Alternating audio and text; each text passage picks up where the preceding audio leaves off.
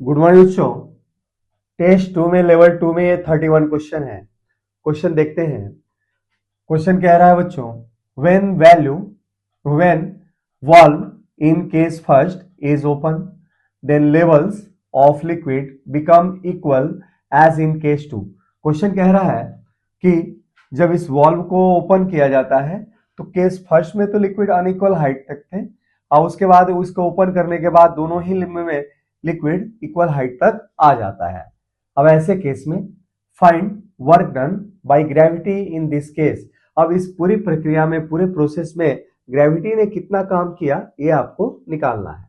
और हमारे पास work done के लिए ये बी ऑप्शन यहाँ पे क्या है बच्चों, सही है चारों में, है ना। तो देखते हैं सॉल्व करके कि कैसे हमारा ये ऑप्शन बी वर्क डन के रूप में बाय ग्रेविटी आपको मिला है।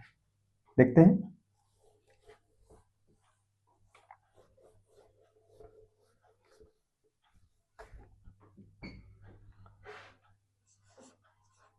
सॉल्यूशन देखें। पहला, इनिशियल पोटेंशियल एनर्जी सिस्टम का क्या है। इनिशियल पोटेंशियल एनर्जी का सिंबल है बच्चों यू। तो initial potential energy P dot E of total liquid क्या होगा बच्चों, ये होगा बच्चों इसकी पोटेंशियल एनर्जी प्लस इसकी पोटेंशियल एनर्जी प्लस इस लिक्विड की पोटेंशियल एनर्जी। अच्छा, चूंकि इस हॉरिजॉन्टल लेवल पे जो हमारा पोटेंशियल एनर्जी है दोनों ही केस में सेम है, चेंज नहीं हो रहा है, तो इसको काउंट करने की जरूरत नहीं है। केवल पोटेंशियल एनर्जी इस लिम्ब में और इस लिम्ब में जो लिक्विड है उसका हम यहाँ पे काउंट करेंगे।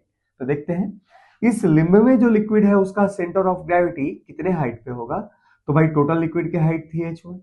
अब ये जो सेंटर ऑफ ग्रेविटी है इसका h1/2 पे है, तो अगर इसके अंदर मास अगर देखा जाए m हो तो पोटेंशियल एनर्जी क्या हो जाएगा इसमें mgh1/2।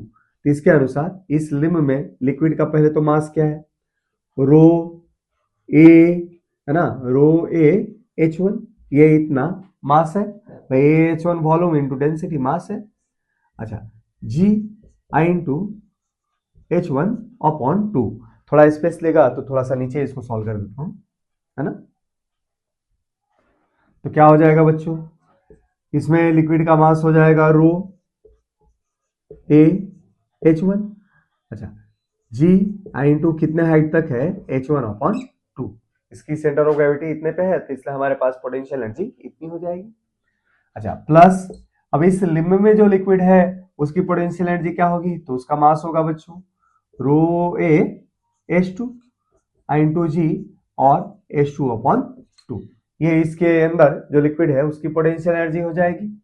अच्छा, यहां से हमने कॉमन ले लिया, रो ए जी को कॉमन लिया और ये हो गया h1² प्लस h2² कॉमन लिया तो इस तरीके से हमें एक्सप्रेशन मिला। एक्सप्रेशन नंबर फर्स्ट मान लिया हमने। अच्छा, अब देखते हैं फाइनल पोटेंशियल एनर्जी। दूसरे केस में final potential energy in case 2। Case 2 में देखते हैं इस लिक्विड का पोटेंशियल एनर्जी क्या होगा। अच्छा, अब इस केस में दोनों में सेम हाइट तक लिक्विड आ गया। अब उस हाइट की वैल्यू क्या होगी, तो हाइट की वैल्यू शुरू में हाइट का एवरेज आएगा क्योंकि मास कांस्टेंट रहता है इसमें h1/h1 प्लस h2/2 और इसमें भी कितने हाइट तक जाएगा तो h1 प्लस h2/2 इस हाइट तक दोनों में जाएगा। अब इस लिम्ब में जो लिक्विड है उसकी सेंटर ऑफ ग्रेविटी इसकी आधे डिस्टेंस पे है ना। ये डिस्टेंस क्या है, तो ये वाली डिस्टेंस है बच्चों क्या h1 प्लस h2/4। अच्छा, उसी तरह इस लिम्ब में उतनी ही हाइट पे, किस हाइट पे, तो h1 प्लस h2/4 हाइट पे है। ठीक है बच्चों, तो ऐसे केस में हमारे पास अब टोटल पोटेंशियल एनर्जी क्या हो जाएगा, तो टोटल पोटेंशियल एनर्जी की वैल्यू इस केस में आ जाएगा हमारे पास क्या, इस लिम्ब में लिक्विड का मास हो जाएगा क्या, लिक्विड का मास हो जाएगा रो ए और किस हाइट तक है h1 प्लस h2/2 इंटू जी। अब सेंटर ऑफ ग्रेविटी कितने हाइट पे है, तो h1 plus h2/4, h1 plus h2/4। ठीक है बच्चों। अच्छा, प्लस सिमिलरली इसमें भी सेम इसी के बराबर पोटेंशियल एनर्जी होगा, तो हम इसको क्या कर सकते हैं, यहां से 2 से मल्टीप्लाई कर सकते हैं। तो हमारे पास बच्चों फाइनल पोटेंशियल एनर्जी भी आ गया और हमारे पास इनिशियल पोटेंशियल एनर्जी भी आ गया। अच्छा, इसको मान लिया एक्सप्रेशन नंबर 2। और अब हमें चाहिए वर्क डन बाई ग्रेविटी। भाई ये काम कौन कर रहा है, भाई बाद की पोटेंशियल एनर्जी और शुरू की पोटेंशियल एनर्जी दोनों ही अलग है, अर्थात कि सिस्टम के पोटेंशियल एनर्जी में चेंज हुआ।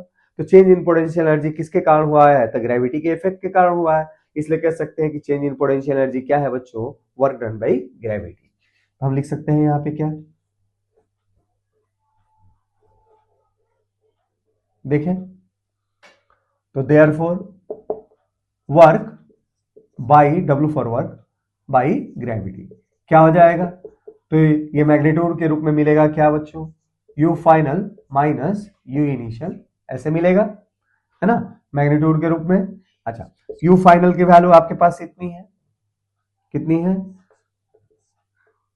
2 टाइम्स रो ए जी, है ना, और H1 प्लस H2 का होल स्क्वायर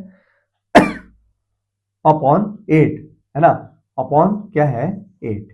अच्छा, माइनस, अब हमारे पास इनिशियल पोटेंशियल एनर्जी क्या थी, तो रो ए जी ये थी, हमने माइनस कर दिया क्या, रो ए जी अपॉन 2 और H1 square plus H2 square. इस एक्सप्रेशन को जो सॉल्व करोगे ना, तो you will get your desired answer, है ना। तो हमारे पास जो ऑप्शन बी था वो क्या था, सही था, तो हम डायरेक्ट यहां लिख देते हैं एक्सप्रेशन, हमें क्या मिलेगा, expression equal to option B. आप खुद से सॉल्व करके देख लीजिएगा बच्चों, सेम एक्सप्रेशन आएगा, है ना, करके देखिएगा, वो चीज मिल जाएगी आपको। ठीक है बच्चों, इस टेस्ट के ऊपर अगला हम क्वेश्चन करते हैं।